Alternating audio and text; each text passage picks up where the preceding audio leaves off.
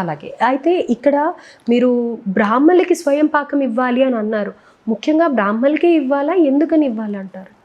అంటే ప్రధానంగా పూర్వకాలంలో ఎలా ఉండేదంటే నియమానుసారమైనటువంటి జీవితం అంటే ఖచ్చితంగా ప్రతి కులములో కూడా పిండ ప్రదానము, తర్పణాది కార్యక్రమాలు అనేటువంటివి ఉండేటివి. మంత్రసహితమైనటువంటి విధానాన్ని చేసేవాళ్ళు.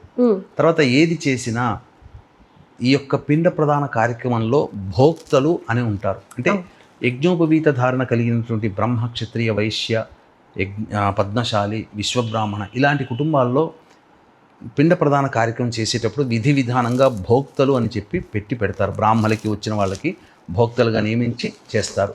అంటే వారికి కడుపు నిండా భోజనం పెట్టడం విధి విధానంగా జరుగుతుంది. ఆ ఉద్దేశంతో ఇతర కులస్తులు చేసినప్పుడు వాళ్ళు బ్రాహ్మణులు నిత్యము ఇంట్లో చేసేటువంటి నైమిత్తిక కార్యక్రమాల వలన బయట ఎక్కడ కూడా భోజనం చేయలేరు. కాబట్టి ఆ విధంగా వాళ్ళకి స్వయంపాక దానం మీ ఇంట్లో మీరు వండుకునే, మీ ఇంట్లో భోజనం చేసే అలవాటు కాబట్టి మీ ఇంట్లో మేము ఇచ్చిన పదార్థాలతో వండుకోండి అని చెప్పి ఆ విధంగా రూపకల్పన మనకు శాస్త్రంలో ఉంది. ఇప్పుడు అన్ని చోట్ల బ్రాహ్మణులు ఉంటారా? ఉండరు. కొన్ని చోట్ల బ్రాహ్మణులు దొరకకపోవచ్చు. ఆ సమయానికి మన ఇంటికి ఎప్పుడు కూడా సందర్భానుసారంగా వచ్చేటువంటి హరిదాసులు ఉంటారు, అనాథాశ్రమాలు ఉంటాయి. ఎవరికైతే ఆహారం అవసరమైనటువంటి జీవి ఉంటుందో తల్లిదండ్రుల పేరును పురస్కరించుకొని చెప్పుకొని ఆ జీవికి ఆహారం అందించవచ్చు. అనాథలకు ఇవ్వవచ్చు, అనాథ శరణాలయాలకు ఇవ్వచ్చు, వృద్ధాశ్రమాలకు ఇవ్వవచ్చు, తప్పేమీ లేదమ్మా.